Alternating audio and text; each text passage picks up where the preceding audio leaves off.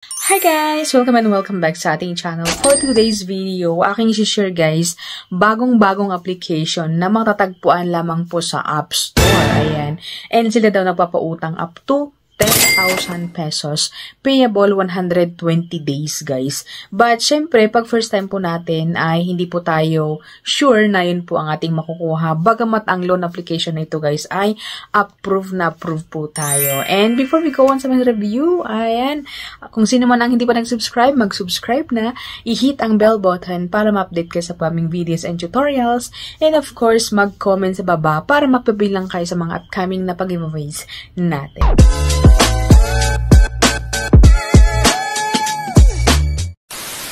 Alright, welcome and welcome back nga sa ating channel. So, yun nga pag-uusapan natin ng isang utangan, ayan, na napaputang up to 10,000 pesos. Ayon sa kanilang application, ayan, 10,000 and loan period nito 120 days.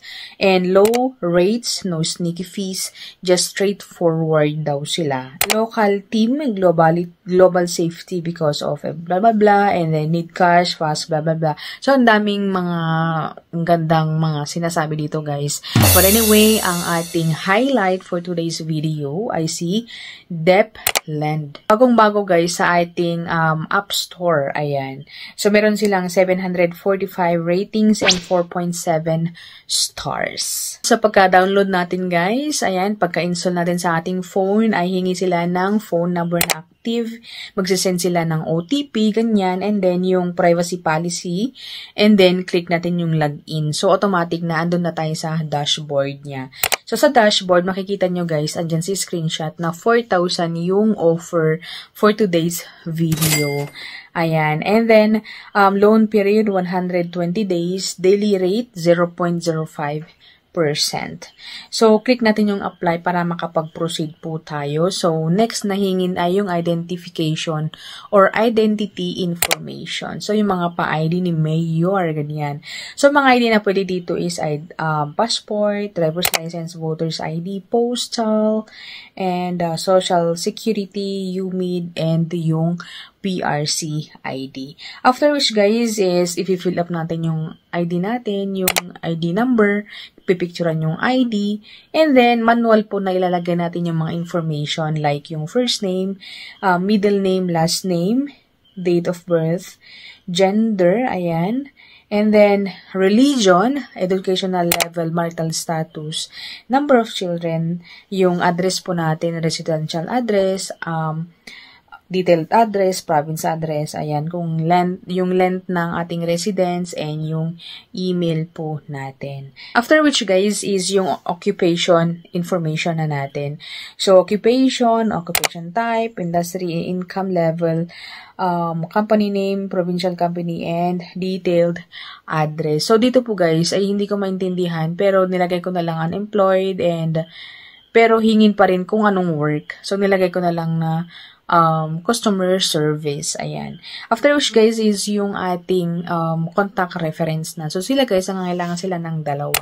So, dalawa lang po ng kailangan dito. Ayan. So, ilagay natin yung relation, contact name, and ayan, ulit-ulit kong sabihin sa mga videos ko na yung mga nilagay po natin dito is ensure natin na alam nila para hindi sila ma-shock in case na may tatawag sa kanila. But anyway, sa loan application na ito, guys, dalawa ang kukunin, pero mag-agree po tayo na papasukin nila, ayan, or magbibigay tayo ng permission sa ating contacts. So, ayun guys, alam nyo na yun guys. And then, next is yung ating bank information. So, yung withdrawal channel na natin. So, ako, ginamit ko na lang PayMaya. So, withdrawal amount or withdrawal account, and then mobile phone number. After which, guys, is yung pa-selfie. Ayan. So, magsa-selfie na meron yung instruction dito. Yung okay daw yung background, etc. ganyan. So, next is, yun na nga, wala nang patumpik-tumpik pa, hindi na i-review, basta automatic, guys, na mapupunta na, guys, kung magkano nga ba ang kanilang approved na amount na pwede nating hiramin for today's video. Ayan, sa screenshot, guys. So, 3,000 pesos ang pwede nating hiramin daw sa kanila. So, 3,000 pesos, ayan, kung magbabayad ka daw is 10,000 na ang pwede mong hiramin. Pero hindi po natin sure. Ayan. So, And na nga, 3,000 yung ating approved amount. Loan term, 120 days. Daily interest rate is 0.05%. Handling fee is 1,350. Ang laki, guys. So, halos half of the amount na pwede lang pahiram. Yung or yung kaltas. 1,350. So, para saan yun, guys? Hindi naman nailagay kung para saan yun. Basta, handling fee daw siya. So, amount received is 1,650. Oh my gosh, ang laki ng approved amount, pero ang liit ng marireceive mo. So, anong sa inyo, guys? I-comment nyo sa baba kung all goods ba sila. Ayan. So, ayun na nga, guys, si Deepland. Ayan. So, nasa inyo, guys, kung subukan nyo or hindi. At least, pinakita ko sa inyo, guys, kung magkano marireceive nyo sa unang pag-uutang sa kanila and kung magkano yung babayaran nyo or kung ano yung loan term, pero I'm not sure 120 days, but for sure 7 days lang din po siya, guys. Titingnan natin yung mga reviews, guys, sa application na ito since approved po tayo. So, tingnan natin kung goods ba yung mga experiences ng mga iba. So, merong 5 stars, meron ding 1 star. So, mostly is 5 star, pero tignan natin yung 1 star. Sabi dito, mismong araw ng due date ay di pa natatapos ang araw. Para magbayad, lahat ng contact list sa phone ko pinagtatawagan. Oh my God. So, pinagtatawagan pala.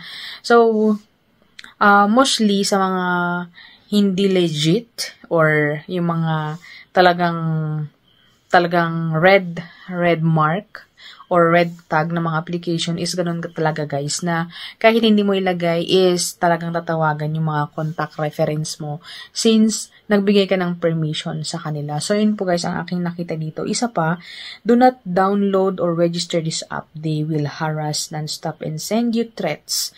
Also, if you apply for 3,000 loan, you will receive only half of it with 7 days payment. So, ayun na nga, guys, yung sabi ko kanina na 120 days yung loan term, pero 7 days po siya. Kung gusto nyong subukan, nasa inyo pa rin, guys. At least binigay ko na yung computation and etc.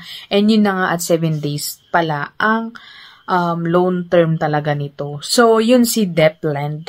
Ayan. So, ulit-ulit lang nasa inyong mga kamay kung susubukan nyo or hindi. Ang video ito ay hindi po napopromote ng any utangan. Pinapakita ko lamang po sa inyo, guys, kung magkano yung computation, if approve man tayo or hindi, and yung loan term nito. So, ayun, guys, si Deepland. And sana nakatulong ang video ito sa mga naghahanap ng utangan or naghahanap ng review tungkol kay Deepland bago nila subukan. So, this is it, Pansit. Thank you for watching. See you on my next video. Bye!